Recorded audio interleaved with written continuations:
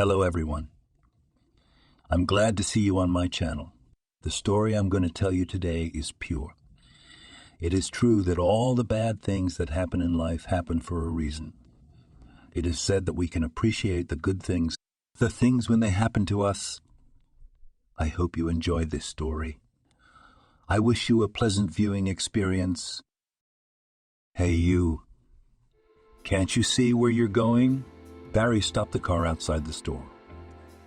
He was a couple steps short of the grocery store, but a speeding car drove by and splashed him with muddy water from a puddle.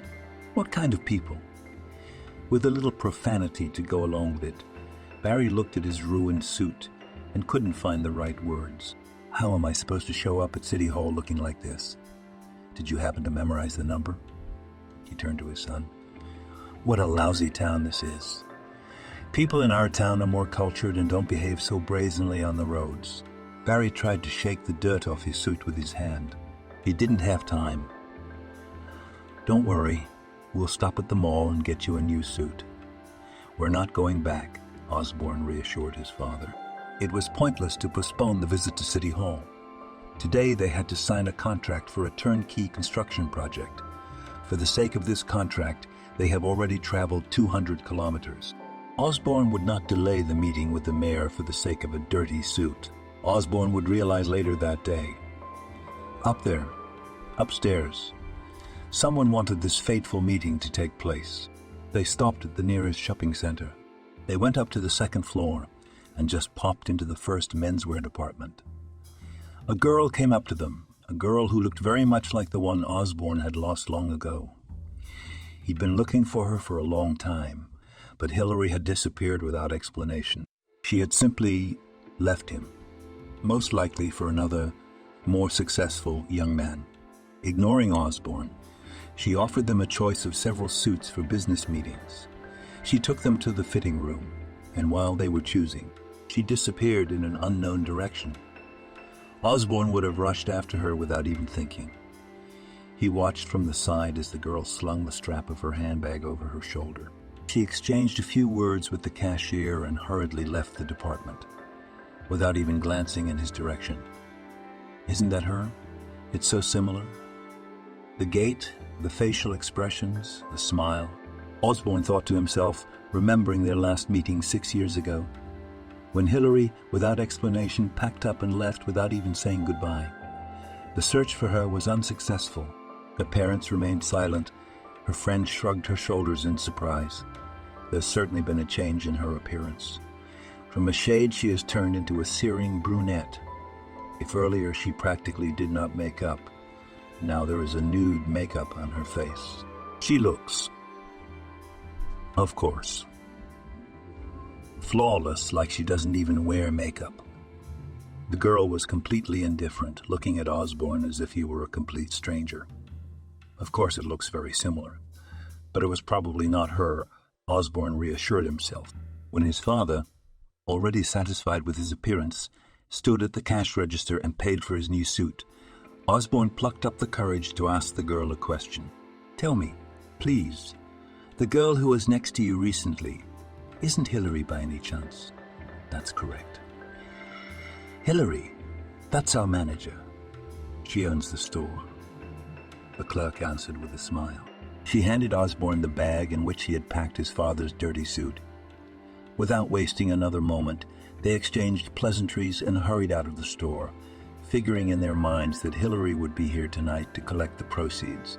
Osborne sent his father home, and at 5 p.m., he was already circling the department. When he saw Hillary, Osborne walked purposefully into the store. He decided that today nothing would stop him, and he would finally find out the reason why she had left him in the most shameless way. Hillary, hello. Don't you recognize me? Seeing her cold stare, Osborne felt a fever without a fever. From her expression, he realized that of course she recognized him, but she didn't show it. Have I changed so much that I'm hard to recognize? He heard a voice that sounded painfully familiar. You look better, he said hoarsely, confused by the surprise. It was only now that Osborne noticed a boy of about 5 years old standing beside her. He was standing next to Hillary, digging into his cell phone and paying no attention to the people around him. "Son?" Osborne smiled, noticing at once that the boy looked a lot like Hillary. "It's obvious that he's not a daughter," she replied unfriendly. "How old is he?" "What do you care?" There is a doubt that if he does not want to say the age, it could be his child. "What's your name, boy?" Osborne addressed the child directly. Without taking his eyes off the phone, the boy answered, "Albert." "Albert?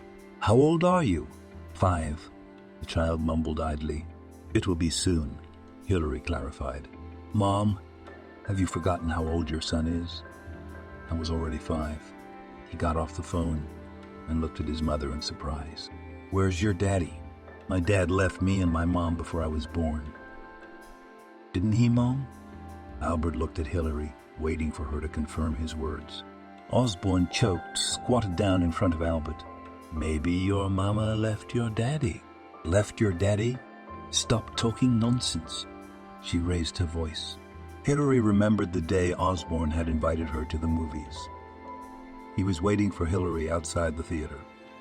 But just before she left the house, Elizabeth came in and tearfully asked him to leave Osborne alone. She roared like a beluga, said she was expecting a child from him, asked for mercy and not to leave the child without a father. Osborne, losing all patience, waited for Hillary first near the box office, then waited on the street. He called her countless times, sent her messages, but Hillary didn't answer a single call or read a single message. Unable to stand it, he ran to her house, hoping that Hillary didn't show up for a very good reason. But her parents said Hillary had left without leaving her return address. She broke the Simca in front of her parents, throwing it in the trash. Osborne was ready to jump on the wall out of anger, trying to understand and unravel her cunning, and no one understands her move. Elizabeth was a shoulder to lean on during that difficult time. For 3 years, she was always by his side, diligently helping him to find the girl he loved. Tried to get to his heart and always said that she would never do that to him. Osborne's heart trembled, and 3 years later, he and Elizabeth played a wedding. God never gave them children, though. "Hillary, you realize I want to know the truth." "Right. I'm not going anywhere until I know the truth." Osborne couldn't take his eyes off Albert, trying to get a good look at him. "Uncle, why are you looking at me like that?" Osborne opened his mouth for a moment, wanting to answer, but couldn't find the words. He turned his gaze to Hillary. From her worried face, he understood everything. Albert's words about Dad leaving them were echoing in his head. "My son, is that really true? What if it isn't? And I made it all up." His brain was melting from the information he had received. Osborne stood up, sighing heavily. His whole body clenched from the pain in his chest. It was hard to breathe. He realized that now was the moment when one careless word could hurt Hillary, and he might not learn anything again. He would lose her again and never find her again. The main thing now was to get Hillary to talk to him. To talk. Find out why. Maybe even the bitter truth that his wife always told him, and she really never needed him. Osborne held out his hand to Albert. "I invite you to the entertainment center. I'm sure you'll like it there." Albert's eyes lit up, and he looked at Hillary. "Mom, may I?" Hillary nodded her head in agreement. "Uncle Osborne, is there a playroom where we're going?" "Mom, will you buy me an ice cream cone?" "Uncle Osborne? How long have you really known my mom?" Osborne answered all the questions and smiled. The happy smile never left his face. He didn't know why, but Osborne had grown attached to Albert. He liked answering all his questions, seeing his smile, and just being around this wonderful child. He stopped the car near the new entertainment center. Albert pulled them into the play area. Osborne noted to himself that the boy had been here before, and more than once. The young girl took Albert's hand, assuring the parents not to worry, and nothing terrible would happen to their child. All the children are supervised, and their son will spend his hours at the entertainment center with great pleasure, instructing Albert to behave himself. Hillary calmly let him go with the girl. Osborne took her hand and, surprised that Hillary didn't push him away, took her to a cafe near the game room. Osborne ordered, and then looked at her face with pleasure, Still unable to believe his eyes, he tried to tune into the conversation, and thanking the chauffeur who had poured the muddy puddle over his father. It was a pity he hadn't memorized the license plate. Osborne would have found him, kissed him on both cheeks, and thanked him for a good drive. "Is Albert my son?" The question that was on his mind most of all came out of his tongue. Hilary lowered her eyes, shrugging her shoulders. She was about to answer no, but Osborne suddenly covered her hand with his. Hilary flinched and looked into his eyes in surprise. As they rode in the car, she had gone over several options in her head and had settled on the only one that was right, and decided not to interfere with his marital happiness with Elizabeth. But now the word yes came out of her mouth. "Yes, Osborne, Albert is your son, but that doesn't mean anything. You have a family. Elizabeth loves you. You'll have children of your own." Osborne undid the top button of his shirt and loosened his tie. His chest heaved with injustice at how she could do such a cruel thing to him, and even now trying to manipulate him. "Why did you disappear and not tell me you were having a baby with me? I was looking for you like a fool, not realizing anything." "Waiting," Osborne stammered. He took a sip of water. It didn't seem enough. He took a few more sips. "Why bring up the past, Osborne?" He heard Hilary's voice. "Are you seeing someone? I mean, a man, a husband, a loved one?" Osborne said those words, but he was sure he wouldn't let anyone else raise his son. "I have no one. You have Elizabeth." Hilary bit her lower lip and thought. Osborne took a wait and see attitude. But Hilary remained silent. "I've been waiting for you for 3 years. I was hoping that you would come back and explain everything to me. I'm waiting for your explanations, Hilary." "What's to explain?" "That day I was going to the movies with you. Elizabeth came running and crying, begging me to leave you alone because she was expecting your child, and you believed all that bullshit? Without even talking to me. Hilary, where's your brain?" "I never slept with her." He stopped, swallowed loudly. "I started seeing her after you disappeared. It was 2 years, and then we were married." Osborne clarified. "Remember that time I caught you in the restaurant? You were kissing. And then we had a fight, and you didn't come to see me for a week. Elizabeth told me you were with her all week, and then you made up with me, and then you left her abruptly." Osborne slammed his hand down on the table with anger. "Lies." "Quiet. Don't shout. There are people around. People are already looking back at us." Hilary looked around. "Osborne, behave yourself." "Hilary, believe me, nothing happened between us back then. I swear on my health.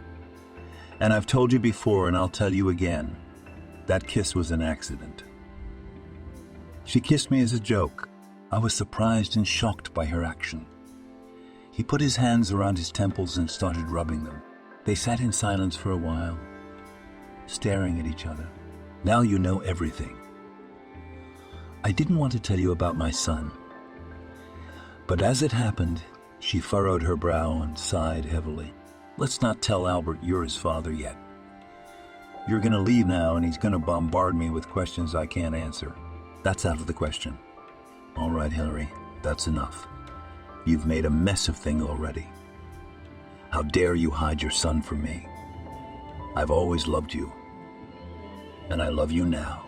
Osborne flushed.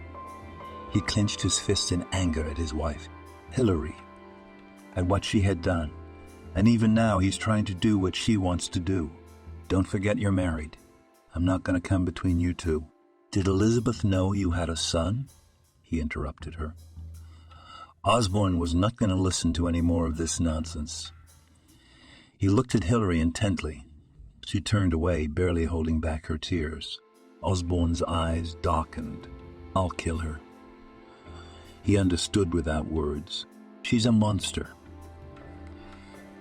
She's an abomination. How could I have bought it?" To realize that all this time he'd been living with a woman who'd lied to him.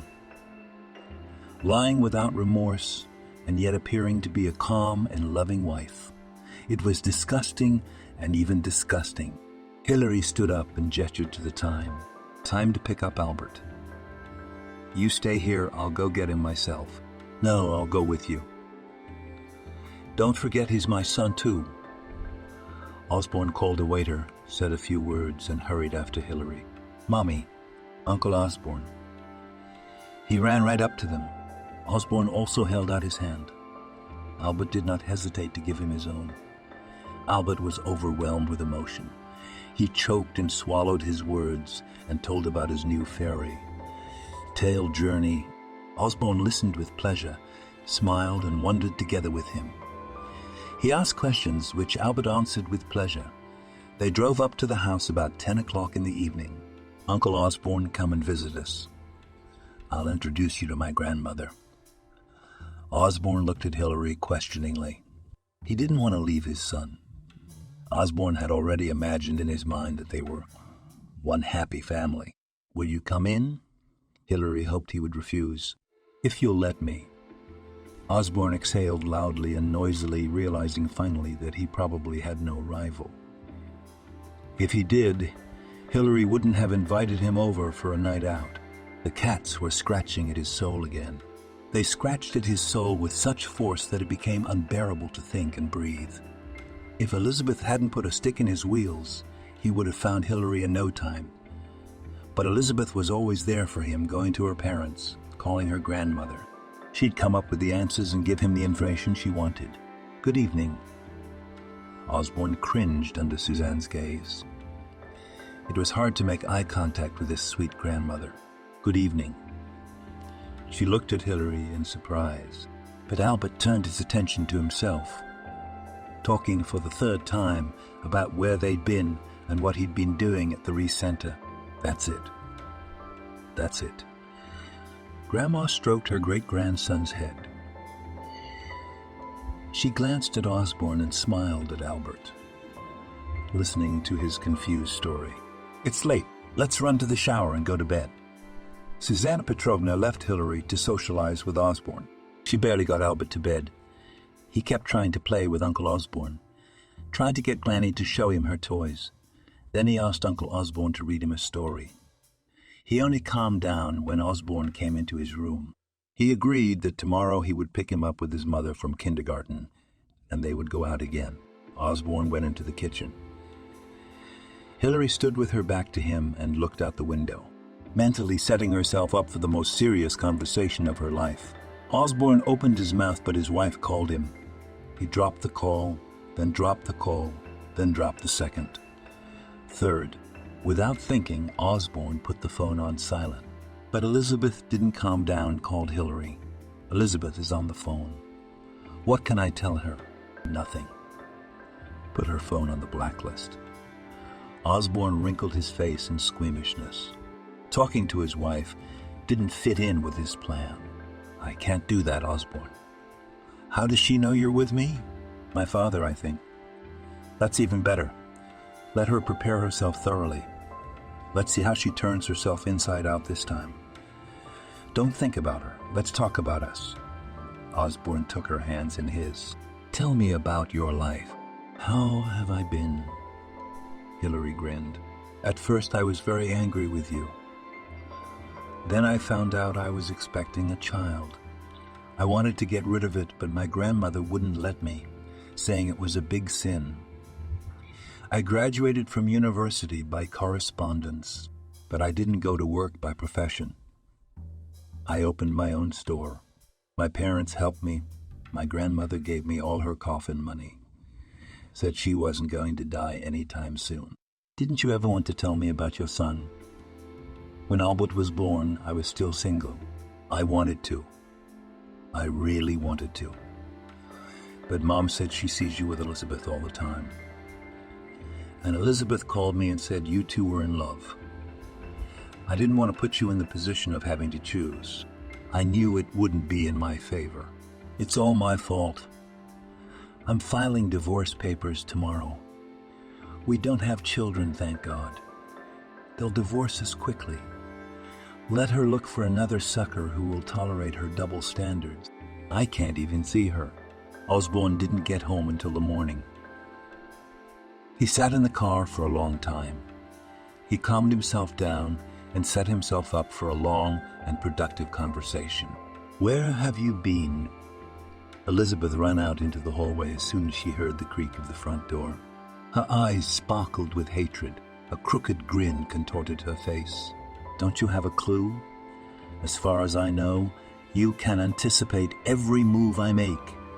No matter how much you pretend, your deceitful nature is out in the open." Osborne tried to look calm. "I wanted to grab her by the scruff of the neck and throw her out the door." "We have tomorrow," Elizabeth said softly. "We spent so much time on tests," she continued. "I'm not interested anymore." Osborne waved his hand and turned away. "Even so." Elizabeth remembered how Osborne had dreamed of having a child. He had asked her just to give birth, and he would carry her in his arms for the rest of his life. And now that he knew he had a son, he's just gonna cut her out of his life. He's gonna go off to Hillary and she's gonna be alone. "Oh no, let's see you go to your lovely Hillary." "Well, it's a good thing we had insurance just in case. We turned it in early and froze his stuff. Let's see how you feel when I tell you that you're going to be the father of our child. That you're going to be the father of our child. I'm the luckiest dad. I have a son. I need to share this news with my dad right away." Osborne slumped on the couch in his suit, staring at the ceiling and just daydreaming. This news was on the one hand happy on the other hand. It was like a blow to the head, and then it was indescribable delight. What a pity that his son was not born in marriage, as it should be. It's imperative that we make things right. Give Albert his own name. Introduce him to his relatives. Grandma, Grandpa, go take a shower. You're sickening to look at. Elizabeth wrinkled her nose in squeamishness. She didn't want to look at the happy face of her beloved husband. After all, everything was so good. Why did he go to this Mukosransk? Couldn't her father have signed that unfortunate contract himself? Damn him. Elizabeth was sure that Osborne had coped with his sick love for Hillary. After all, Elizabeth had separated the couple in love territorially in different cities. She had no idea that they would go to this run.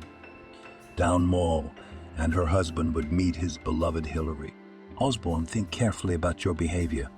You have nothing to reproach me with. So Hillary said something stupid. I'm sorry. But I had no idea she'd do that. And I was there for you the whole time, supporting you. Osborne, I loved you very much, and I love you now."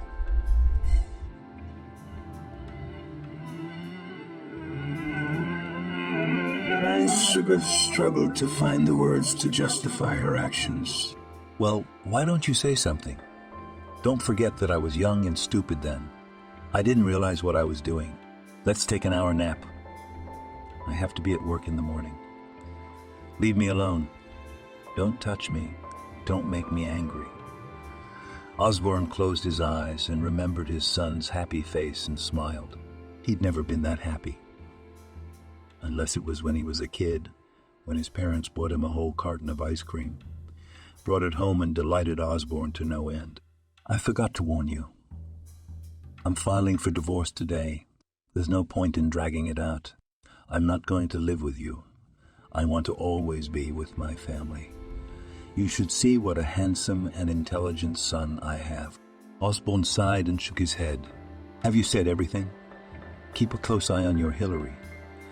She'll be on the run again. It will take another 5 years to find her, maybe more." Hissed Elizabeth and grinned. Osborne opened his eyes. When he saw his wife's unkind face, he choked several times. "Pack your things and leave. I do not want to live with you under the same roof. If truth be told, I'm even afraid of you. See a psychologist, or better yet, a psychiatrist. Get a referral. You need to have your head checked. A normal person wouldn't think of such a thing. You'd be lying. You'd be getting a cheap price. Don't even think about it. I'm still your wife, and I'm not going anywhere. Not yet. Osborne put his finger up. It's a matter of time. He grinned. I hope you heard me, Elizabeth. Be reasonable. I've been having trouble hearing you lately. Elizabeth could hardly hold back her tears. Everything was fine, and suddenly there was this impenetrable wall again. She wanted to break through it, remove it, and start over. Elizabeth sighed heavily, but decided to keep silent. There was no point in arguing with her husband. Elizabeth, let's have a quiet divorce. Come on, she said. And Osborne choked with surprise. Are you serious? He shook his head in surprise, not believing his own ears. I'm dead serious. We're doing life with you, and I'm letting you go. You can go to Hillary's house, go to the ends of the earth. All I want is a baby from you. We've been going at this for a long time. I can't just quit halfway through. My dream is to become a mother and give birth to a healthy child. Elizabeth, let's not joke about this. I don't need this anymore. I have a son. Having a baby alone without a husband. You expect me to come to my senses and not file for divorce. I think that's too stupid, Osborne grinned. I figured out your cunning plan. For the sake of our old relationship. Osborne, think about it. I'll agree to a divorce at once. No, the answer was emphatic. It's out of the question. The receptionist calmly explained the obvious to Elizabeth. He and I signed the IVF consent form together. What else? My husband can't make it to the procedure today. That's why we froze his material. My husband is a very busy man. Embryo transfer is signed by both spouses on the same day. We'll have to reschedule. Maybe your spouse can make time and come with you next time. In case of emergency, you can get a power of attorney from a notary. Let me sign it.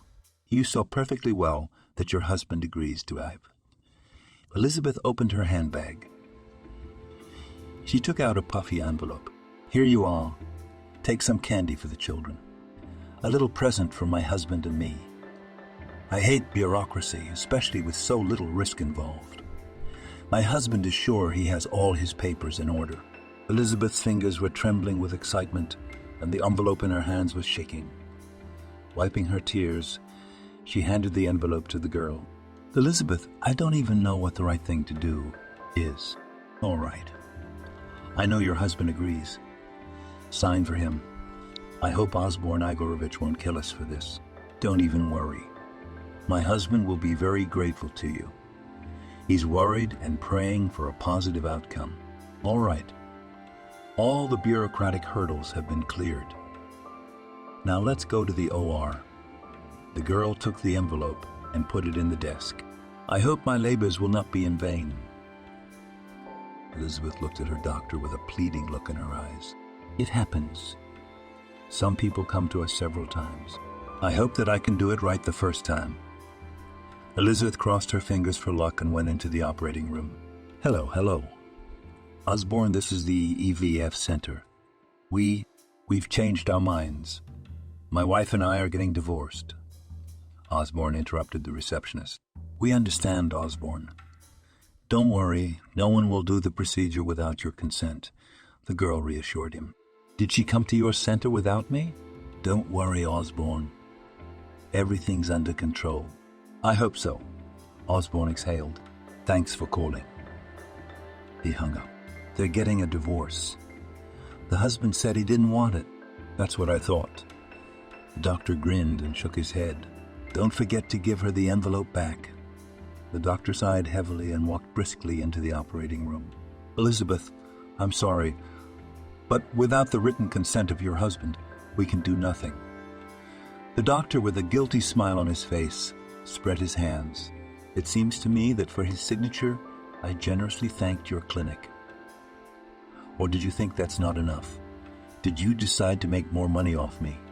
I don't understand why we're having this conversation. Elizabeth tried to control herself, but the situation was starting to get out of hand. She had already given them a lot of money.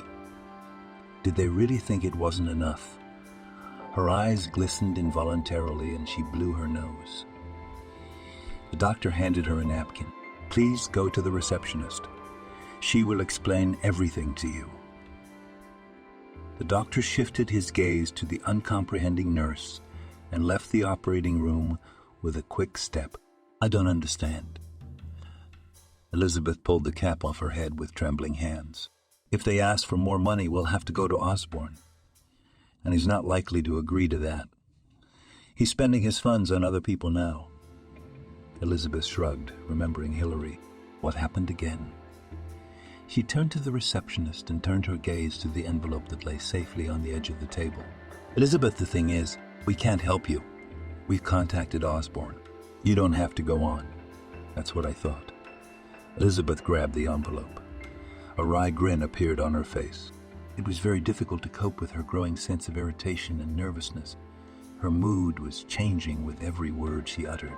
I hope this is the whole amount. She waved the envelope in front of the receptionist's nose. You insult me, Elizabeth. We have everything under surveillance. Goodbye, then. She defiantly unzipped her purse and carelessly tossed the envelope into it. Good thing John made me call her husband, Sarah thought to herself as she looked at Elizabeth. That sneaky woman. Osborne pounded his fist on the table with all his might. Father looked at his son in surprise. Osborne was wrong. The clinic called. Elizabeth came in alone for Ive. Well done for calling. When is she gonna calm down? What if you believed her and didn't call? She loves you. Her father tried to stand up for his daughter-in-law. Dad, don't start. You're doing it again. The matter is settled. I filed divorce papers this morning. Thank God we have no children together. Osborne grinned. Dad, you've got to meet your grandson. We went out together again yesterday. We've got to do something. I can't go there every day. I can't do it without them. Yesterday, I made a pitch to Hillary about moving. She wouldn't even let me finish. She's got her grandmother. She's got a business. She doesn't want me to tell her son that I'm his father.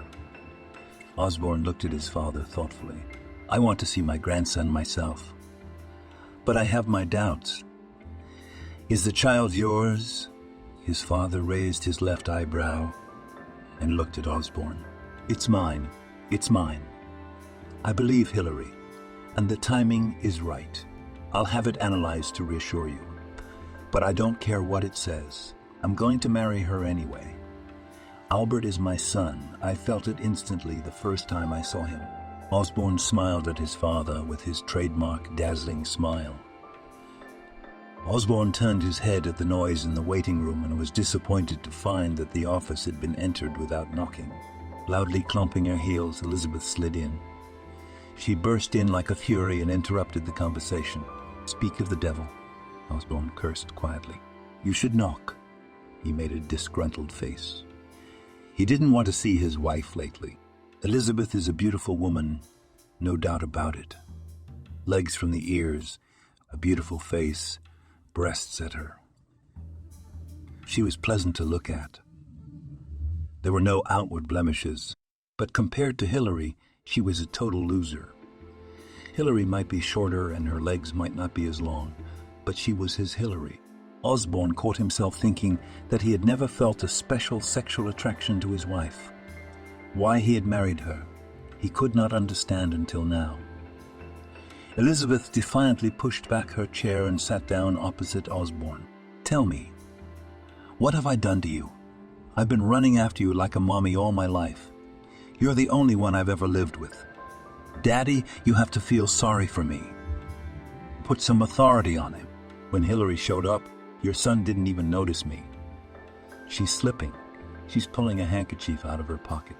I want you to leave me a piece of yourself. I have served you faithfully all my life. She dropped her head on the table and burst into tears. Father grabbed a decanter from the table, poured water into a glass, and approached his daughter. In-law, Elizaveta, calm down. Drink some water. He gently put his hand on her shoulder. Dad, you know how I dreamed of a child. She took a sip and put the glass on the table. It's done. So much nerve, so much time.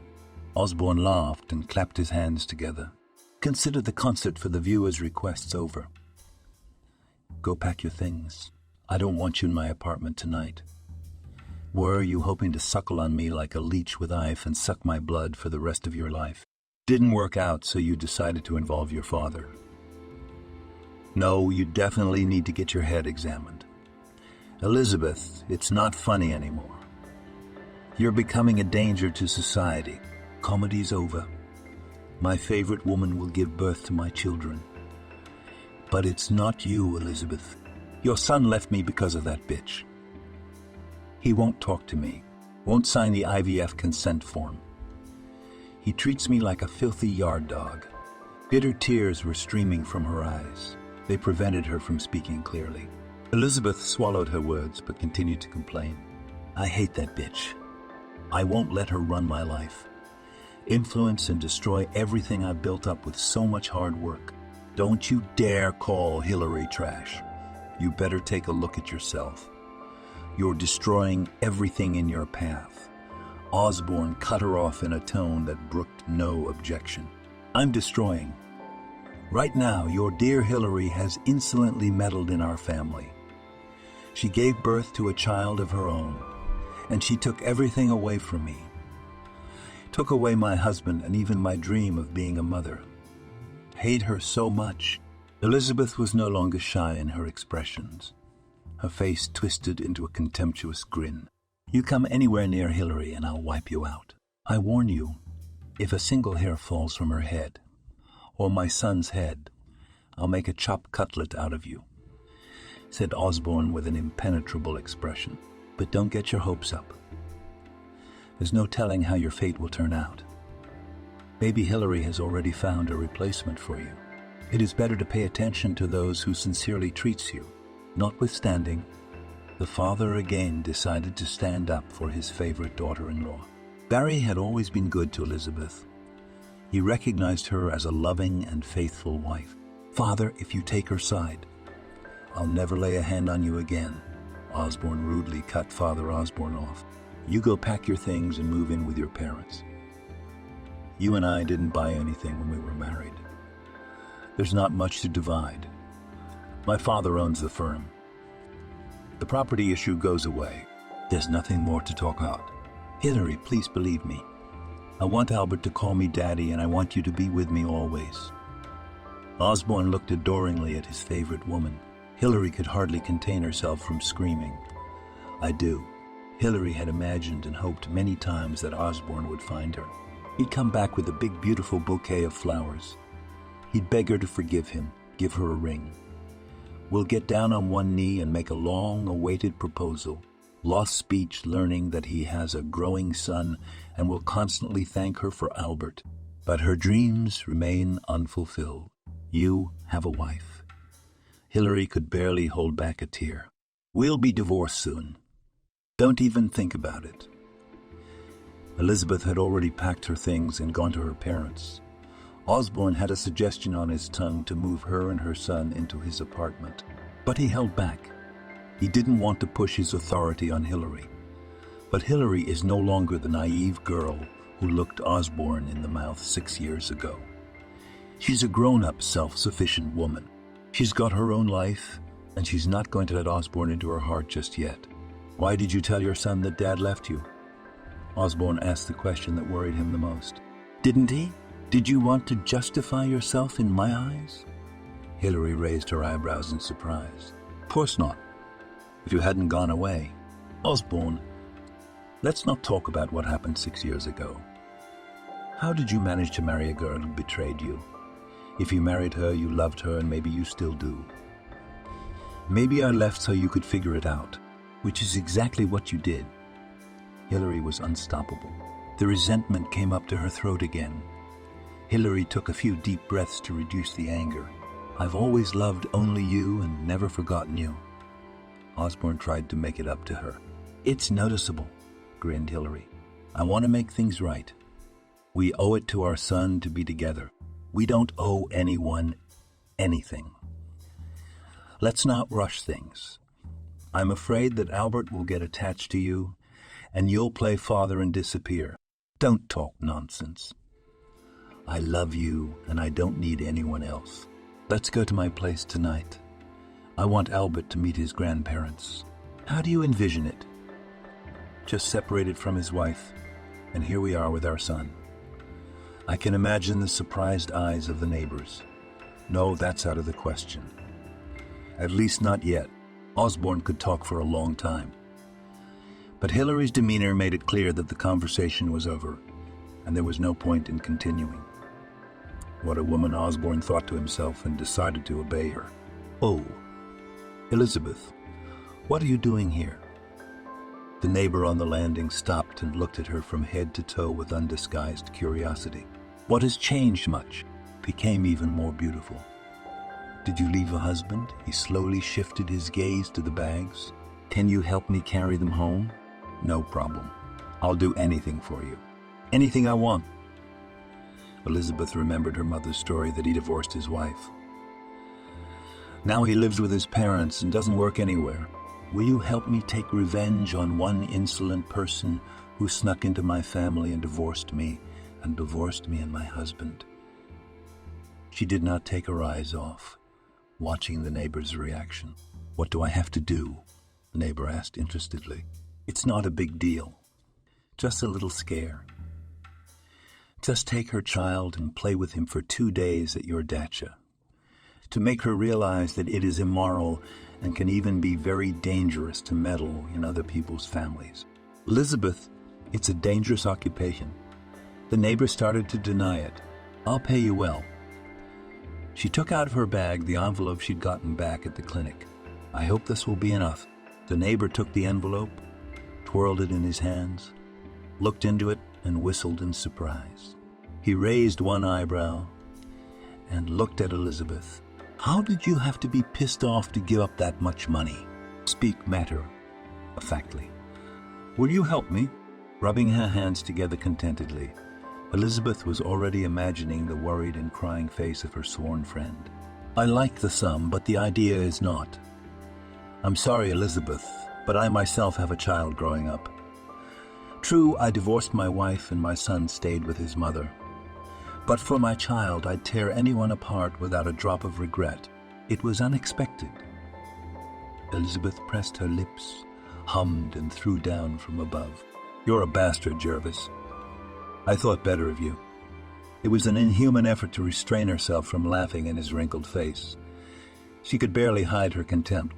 Elizabeth grinned crookedly, sighed heavily, looked at the envelope, and carefully placed it in her purse. What a nuisance. Elizabeth hurried home, clomping her high stilettos, and for some reason it seemed that Jervis, helping her carry her bags into the apartment, was looking at her incredulously, barely restraining himself from laughing in her face.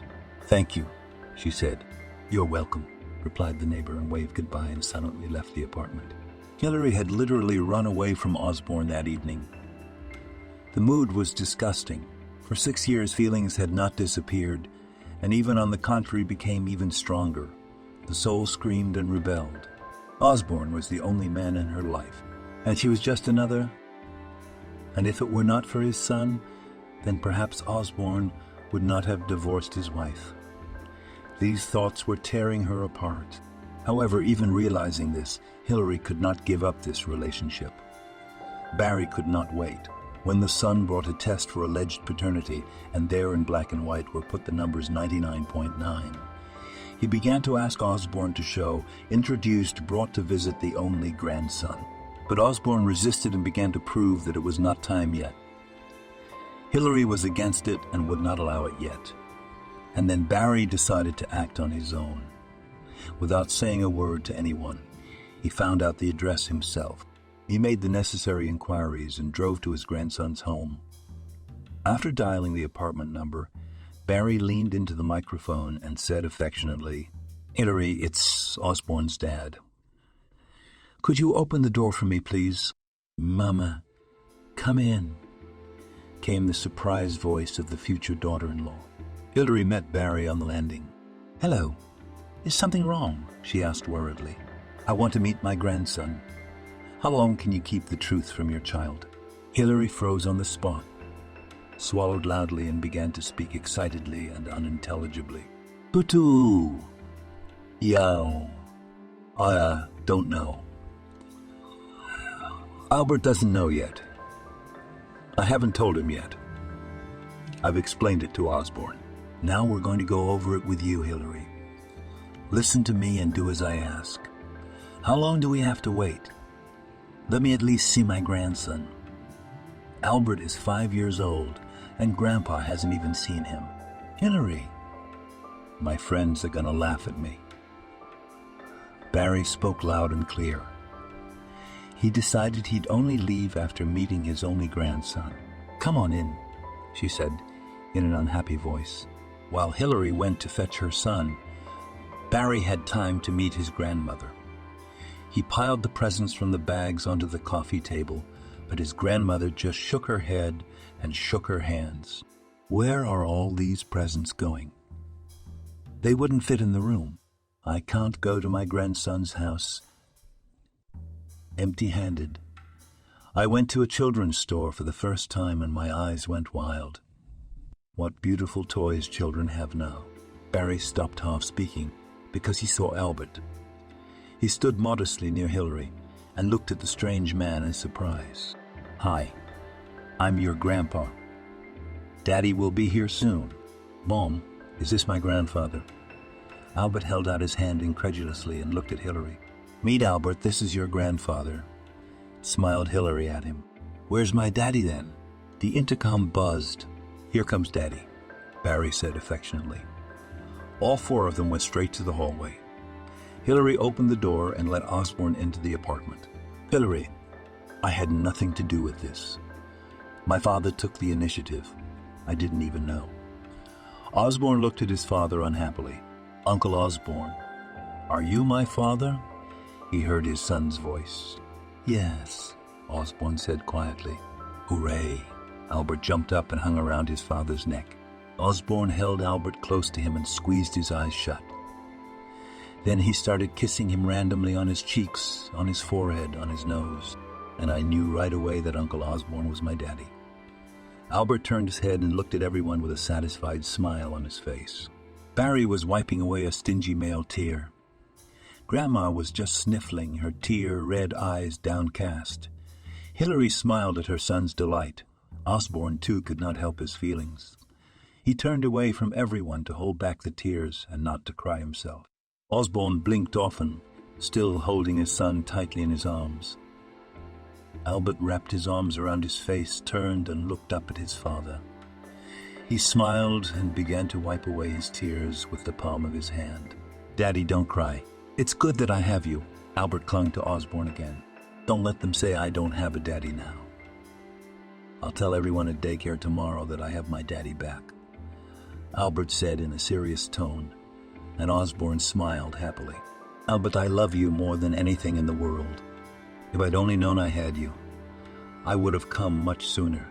Papa, you didn't leave Mommy and me, did you? You just didn't know I was born, he asked in childlike surprise. Of course, my darling. Osborne kissed him again. How could I refuse such a wonderful son? Osborne touched his nose with his index finger. Are you going to live with us now? They looked at each other in surprise, and Osborne looked questioningly at Hilary. All that remains is to persuade your mother. I really want to live with you. But Mama's a little reluctant. Mom, let Dad live with us. We'll all live together, me, you, Grandma, and Dad. There'll be enough room for everyone. And Grandpa will come to visit us. Albert looked at Hilary and demanded an immediate and positive answer. I'll think about it, son. Hilary answered his question with a heavy sigh. Why live at Grandma's? Your dad has his own apartment. Barry put in his word. He was upset to the core and was ready to move his grandson and Hilary to his son's apartment right now. Your son is still officially married, Hilary reminded him, and Barry bit his tongue, remembering that Hilary was right, and he had a daughter-in-law. Dad, can we go to the entertainment center again? And I'm going to Melvin's birthday party tomorrow, and I want you to take me. Not Mom. I want everyone to see what a handsome daddy I have. Everyone laughed, and Osborne stroked his son's head. Of course, son. We'll go to the movies and to the entertainment center. And tomorrow I'll take you to your friend's party with your mom. No, alone. Mom will stay at home. All right, I'll take you alone. Osborne agreed with a smile on his face. Come in, dear guests. Why are we standing in the hallway? The grandmother came to her senses, inviting the dear guests into the house. Osborne drove the car home and remembered how Hilary came to the landing to see him off. Instead of talking, Osborne took courage and immediately attracted her to him. His father turned away and, without waiting for the elevator, went down the stairs on foot, leaving them alone. Are you crazy? What if the neighbors come out? No one is out. Not even a light bulb is on, Osborne said quietly, pressing Hilary even more tightly against him. You're married, he heard his favorite woman whisper timidly. Consider it not. Soon you and Albert will be my family. Our son needs a father. You see how happy he was when he found out I was his father? Osborne felt Hilary's resistance weaken slightly. He took advantage of that and pulled her even more tightly against his chest. He found her lips in the darkness and kissed them greedily. They kissed for 40 minutes, no less, until the elevator doors opened and the neighbor on the landing came out. Osborne could not get away from that kiss. He remembered it all the way home and the way Hilary had responded to him, little by little droplets pulling out his loving heart. Osborne twisted his face and swore obscenely at the entire cabin. He sighed heavily when he saw a familiar silhouette in the darkness. There could be no mistake. Elizabeth was standing by her car, talking on the phone. When she saw Osborne, she quickly dropped the call and strode toward him. Hi. Aren't you tired of driving all this way to see your son? She watched his reaction with a wry grin. Are you following me? No, why? Just asking. Elizabeth made a surprised face and shook her head. Why did you come again? It seems to me that you and I have already decided everything. I need to get something else, she explained calmly. I started to unpack and couldn't find some of my documents. Okay, let's go. But quickly. I'm very tired today. Osborne gave her a squeamish, scrutinizing look. He stopped abruptly as he said those words, deciding to postpone her visit until morning. He opened his mouth, but Elizabeth beat him to it. Don't worry, I won't keep you long. I'll take the documents and leave at once. Osborne looked at Elizabeth carefully again. He didn't want to believe her, but there was a strange uneasiness in his soul. What was the necessity of picking up the documents at the first hour of the night? What are you up to again? He grumbled unhappily. Why are you hurting me? Every action of mine you take in the bayonet. Why? Until Hilary came along. We were doing fine. Elizabeth raised her eyebrows in surprise. If you think you can come to me any time you want, you are very deluded. You and I broke up, and you don't have to come over late at night. I'm sorry, darling, but I don't want to take any more chances. Osborne stopped abruptly at the front door and turned to Elizabeth. What documents do you want? I'll have them delivered to your house tomorrow at your convenience. Are you afraid of me? By the way, I'm still a resident here. And just because I left voluntarily without making a scene doesn't mean I can't come back and get my stuff. I think I said in Russian that I'm tired and exhausted. Hosting is not on my agenda. I'm sorry. Osborne got his keys, opened the front door, turned his head. When he saw that Elizabeth wasn't going anywhere, he sighed defiantly and loudly. Elizabeth, where is your feminine pride? Don't you realize that I don't want to see you? You have already broken so much wood that I have never dreamed of. You'll have to repent your sins to Hilary and your son for a long time to come. Osborne opened the door and walked into the house. He turned around and blocked the entrance to the apartment. He looked at his ex-wife with a disgruntled look. There was no doubt in his mind that she was an ex-wife. You've gotten so rude. Osborne, where's your education? Since when did you become afraid of weak and defenseless women? It seems to me that you and I have always lived well and trusted each other. You don't even have the guts to part on good terms. Like all civilized people. Elizabeth shrugged and grinned. You have everything, he thundered, beginning to lose his patience. Even water with fear will not offer, not to mention tea or coffee. I've waited so long for you. Osborne, I really need to see some paperwork. And I've missed you so much. Don't you realize you can't just put everything out of your mind? Unlike you, I loved you very much, and I still do. Understand it. It's very hard for me. Osborne mentally raised his hands to the sky. He was really bloody tired. Nerves like bare wires, already just sparked. It was impossible to hold back the hurtful words and foul language. They were on his tongue and wanted to come out. I hope you understand me. Bye. Throw me the list of documents, Osborne said in a hoarse voice, closing the door in front of Elizabeth's nose. He sank tiredly onto the ottoman and listened to the sounds in the hallway. Only when the elevator doors slammed shut did Osborne exhale with relief and shut the second door. No, Mommy, I'm not going anywhere without Daddy. I've already told everyone that Daddy's bringing me. Do you want everyone to laugh at me and think I'm a liar? Albert crossed his arms over his chest, pouted his lips, sat down in his chair and turned away. Daddy will be here soon. Let's get dressed. Hillary reassured her son. Really? You're not lying to me? Really, really. Hillary shook her head. When she heard the ringing tone, she looked at the incoming number and smiled. Hillary, I'm on my way up. Come on out. She heard Osborne's long-awaited voice. Albert was the first to jump out of the building and shouted, Hurrah! He ran into his father's arms. What took you so long, Papa? I thought you weren't coming, didn't I? It just happened, son. I had to go to the tire shop. 2 flat tires. Osborne opened the passenger door. When he saw Hillary, he pulled her to him and kissed her on the cheek. I missed you, Osborne whispered in her ear. Hillary glanced at her son. But Albert was already sitting in the child seat, and without paying attention to his parents, fastened his seatbelt.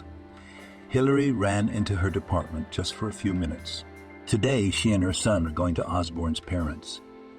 Hillary took this step just for the sake of her son. And Albert, of course, was put up to it by his dad. Hello, Hillary, she heard a woman's voice behind her. Hello, Elizabeth. Her heart thudded and drummed. Her mood immediately slipped to below 0. Although just a few minutes ago, Hillary wanted to sing and dance with joy.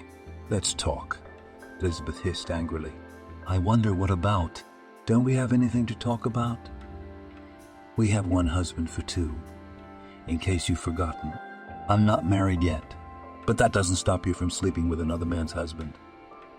Elizabeth spoke loudly, almost shouting.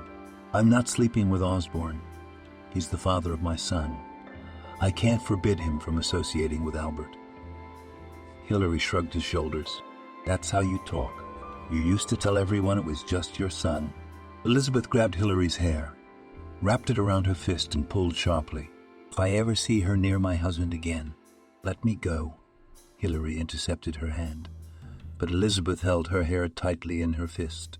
Hillary cried out, tears welling up in her eyes. She and the saleswoman unlocked her arms, and the girl pulled Elizabeth aside. Do you understand me? She's trash. If I see her with my husband, your illegitimate son will get one too. Decided to put your Mashenka in safe hands. I warned you, shouted at the whole floor Elizabeth. I didn't expect you to be such a psychopath. Breathing deeply to calm her trembling, Hillary said. She didn't know where to hide her eyes in shame. I warned you. Elizabeth replied and walked proudly out of the department. Hillary, don't pay attention and don't be sad. Maria sat her down on the sofa and began to calm her down. Think about it. If she was fine with her husband, would she have come to you with threats? She's probably tried all the remedies. Nothing worked. She decided to come to you. Fighting over a man. It's the last thing you want to do. What's it got to do with you? Let her deal with her husband. That's embarrassing. Hillary shook her head and bit her lower lip. Now I'm going to call Osborne and refuse to meet his parents. I don't want anything. Why only Albert had been told about his father. We lived peacefully and without him. And we have to feel like on top of a volcano. Hilary kept sniffing her nose and carefully wiped her tears. The upcoming trip to Osborne's parents seemed silly ridiculousness now. At the moment, Hilary was feeling very depressed. An inner voice kept telling her to pull herself together, to stop sulking and give up on her relationship with Osborne. Hilary took out her cell phone and dialed Osborne's number. But then, after a little brainstorming, she dropped the call and hot-footed it to the text message. Why did she have to listen to all this nonsense? I don't need his wife tracking me down and intimidating me. What right does she have to throw herself at me and call me obscene words? I have no one to protect me. And Elizabeth senses this and behaves as she sees fit. At the end, she wrote that we were not welcome to visit, and that Osborne should not come for a while. I need to think hard and sort myself out. She made a note that she didn't want such a relationship. Hilary released all her emotions and calmed down, realizing that if she and Osborne meet today, nothing good can be expected from this meeting. History repeats itself. Again, Elizabeth intrudes into their relationship. Last time she succeeded, she achieved her goal and married Osborne. Who knows, maybe it will work this time. Osborne will come to his senses and take the divorce petition, having sent the message to its destination, and carelessly threw it into her handbag. Osborne reread the message from Hilary for the 10th time. He called several times, but the phone was unavailable. His mood had plummeted. He was 200% sure that he would persuade Hilary to stay with his son tonight. But Elizabeth had intervened again. The nascent fragility of the relationship was back to square one. Osborne pulled his cell phone out of his pocket. "Where are you now?" he shouted into the receiver. "I'm on my way to the house." Elizabeth answered in a calm tone. "I'll be right there." Osborne dropped the call and practically ran out of the office. He drove on autopilot to the house of Elizabeth's parents. Angry, he couldn't unbuckle his seatbelt for a long time. With eyes as red as a bull's, I jumped into her car. "I'm gonna strangle you, and I'm not gonna get hurt. You're the kind of bastard that can't be rehabilitated. Only death will reform you." Elizabeth stared in horror, and Osborne's hand gripped her throat tighter and tighter. She was desperately short of breath, and Osborne's face expressed absolute rage. He leaned in close to her ear and hissed angrily, "Ready to die." A haunting thought flashed through her head. If she shook her head in agreement, he wouldn't hesitate to strangle her and wouldn't even flinch. Hire a good lawyer. But Elizabeth began to shake her head, showing her complete disagreement. Tears spurted from her eyes. Osborne grinned squeamishly and removed his hand. Elizabeth began to cough and breathe heavily. "Are you mad?" she hissed as she continued to gulp in air. "You need treatment. You almost strangled me. Did you want to go to jail? Almost doesn't count. Next time I'll strangle you if you go near Hilary or my son. This is your last warning. Don't take offense later. You'll be plotting your wickedness in the afterlife. I'm not kidding." Osborne pointed his index finger at her. Elizabeth held her throat with one hand and wiped her nose and tears with the other. "I hope you understand me. I can't hear you," shouted Osborne to the whole salon and reached out to her throat again. "I do." Elizabeth tried to shout back through her tears, but she did not succeed. She looked at her ex-husband with undisguised disgust. "I will not repeat twice. My next actions will be tougher. The country is big. There is a lot of land." He opened the passenger door and without saying goodbye got out of the car. Elizabeth dropped her head on the steering wheel and cried. Hilary realized she had snapped. She couldn't stand it. She told Osborne everything that had boiled up in her soul. It had been 3 hours. She wanted to turn on the phone and have a quiet conversation, but pride and resentment, like a huge, angry dog on a strict collar, did not allow her to make this step. Elizabeth's words about the illegitimate son whom Hilary dreams of adopting, The most offensive thing is that it was Elizabeth who had a hand in this, and now reproaches. I had to explain to Albert long and tediously that today to go and get acquainted with his grandmother will not be possible. She told him all sorts of nonsense, just to keep him away and not to pester him with her questions, to which Hilary herself did not know the answers. Hilary had already bathed Albert and put him to bed. She tried again to answer his many questions honestly and without offense. The bell on the front door rang. Her heart shrank to the size of a small balloon. Her palms sweated and a chill ran down her spine. She went to the door and looked through the peephole. When she saw Osborne, she sighed heavily but opened the door. "Would you let me in?" He looked at her with guilty eyes. "Come in." Osborne went into the apartment and closed the door quietly, so as not to make any noise. Hilary closed her eyes. The anger had receded, but the thought that there was no future in their relationship lingered in her mind. "Why did you disconnect the phone?" Osborne whispered. He took Hilary by the shoulders, staring intently at her face and reading every micro-movement from it. "I didn't want to talk to you. I was afraid I'd say something rude to you, and then regret it." Hilary was still trying not to look at Osborne. "That's it."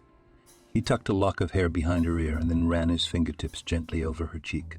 "Hilary, how many times do you have to do this? Why don't you stop hiding from me and we'll work things out together? Don't you think I can't protect you? For the sake of you and Albert, I'm willing to go to the extreme. If she comes near you again, she'll be in trouble. I swear to you. I had a tough conversation with her today. You believe me?" Osborne gently took her chin and forced her to look into his eyes. "I am afraid of her. Elizabeth is sick in the head, Osborne. You should have heard her calling our son names, screaming that I'm trying to force him on you.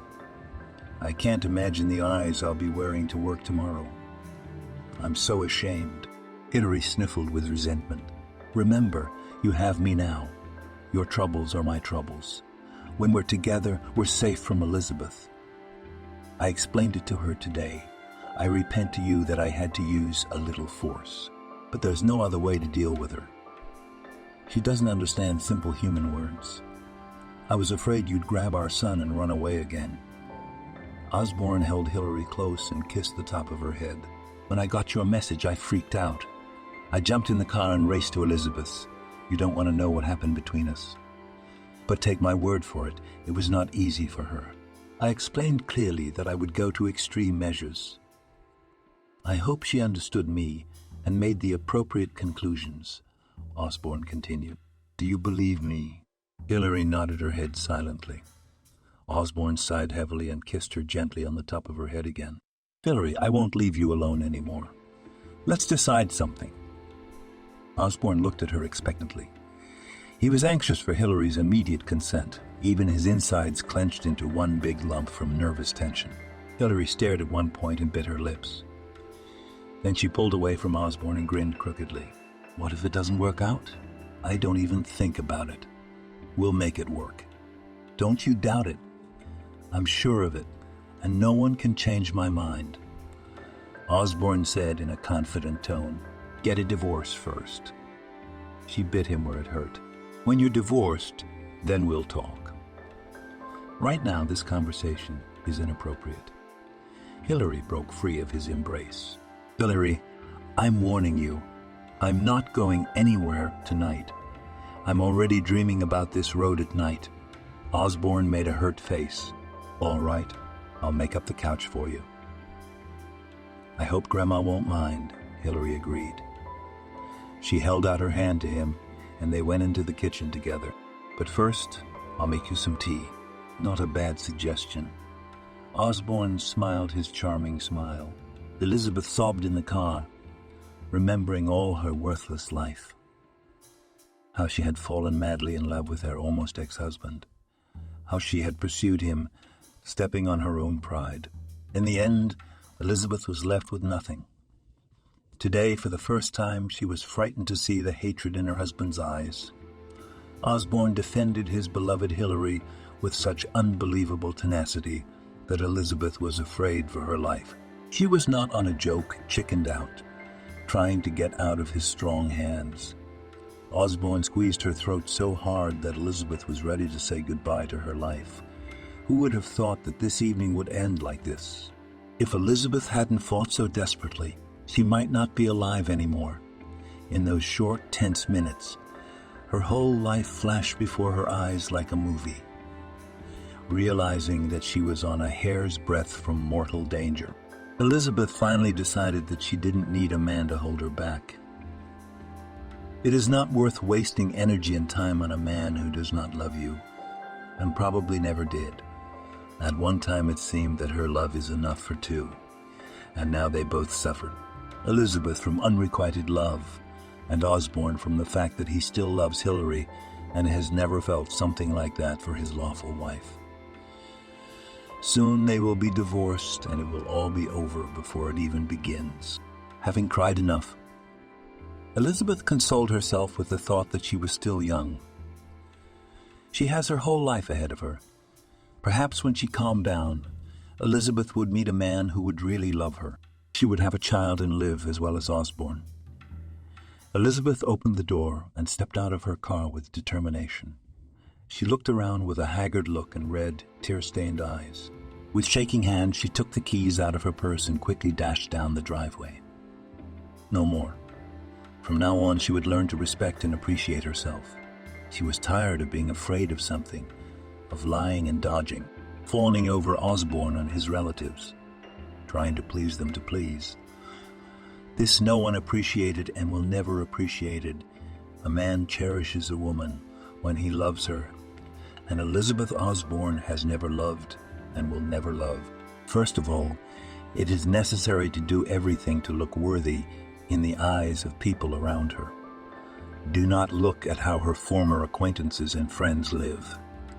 They have their own lives, and Elizabeth will have her own new life. It's going to be hard. It's going to be tough. But she's going to try.